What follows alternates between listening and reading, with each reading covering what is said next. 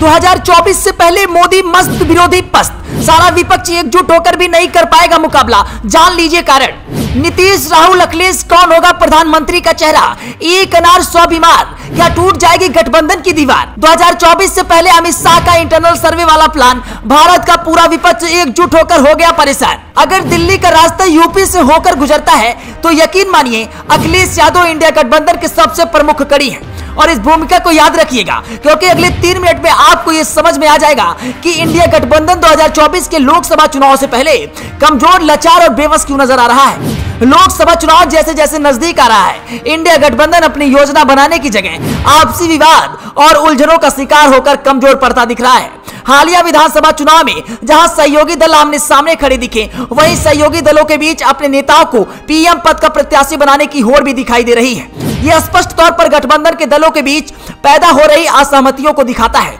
सवाल उठता है कि अलग अलग चेहरों के साथ चुनाव में गए तो कैसे एकजुटता का संदेश दे पाएंगे और सामने खड़े चेहरों का मुकाबला कैसे कर पाएंगे। गठबंधन में पीएम पद के चेहरों को देखें तो जेडीयू की तरफ से नीतीश कुमार को उनके समर्थक पहले ही प्रधानमंत्री पद का दावेदार बता रहे हैं। अब इस सूची में सपा प्रमुख अखिलेश यादव का भी नाम आ गया है। अब हाल ही में मुलायम सिंह यादव के जन्मतिथि पर सैफिया में आयोजित समारोह में पार्टी के बड़े नेताओं ने जिस तरह से अखिलेश यादव को प्रधानमंत्री बनवाने की बात सामने रखी, उससे तय हो गया है कि आने वाले समय में इंडिया गठबंधन की चुनौती एक अनार 100 बीमार वाली होने वाली है।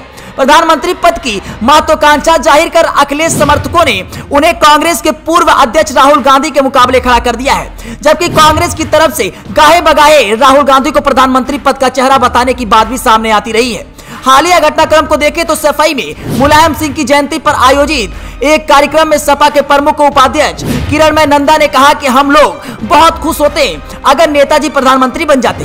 नंदा ने कहा, अभी हम लोगों के पास मौका है, वर्ष 2024 का लोकसभा चुनाव बहुत नजदीक है। हम लोग चाहते हैं कि हम लोगों का जो सपना अधूरा रह गया है उसे पूरा करते हुए 2024 में इसी उत्तर प्रदेश से अखिलेश यादव को भेजकर देश का प्रधानमंत्री बनाया जाए। भाजपा के प्रदेश प्रवक्ता समीर सिंह ने कहा कि अखिलेश की दावेदारी पेश करना मुंगेरी लाल के हसीन सपने देखने जैसा है। उन्होंने कहा कि इंडिया गठबंधन में जितने भी दल शामिल हैं, उनमें सभी प्रधानमंत्री पद के उम्मीदवार हैं जो अपने राज्य में चुनाव नहीं जीत सकते लेकिन पीएम बनना चाहते हैं। ऐसी बातों को जनता ध्यान नहीं देती। सभी को पता है कि मोदी जी के हाथों में देश सुरक्षित है और तेजी से आगे बढ़ रहा है। वरिष्ठ राजनीतिक विशेषज्ञ वीरेंद्र सिंह रावत कहते हैं कि स्मारक के शिलान्यास समारोह के बहाने सपा के बड़े नेताओं ने जिस प्रकार से अखिलेश यादव को पीएम पद का उम्मीदवार बनाने का प्रयास किया, इससे गठबंधन के सामने बड़ी चुनौती बढ़ेगी।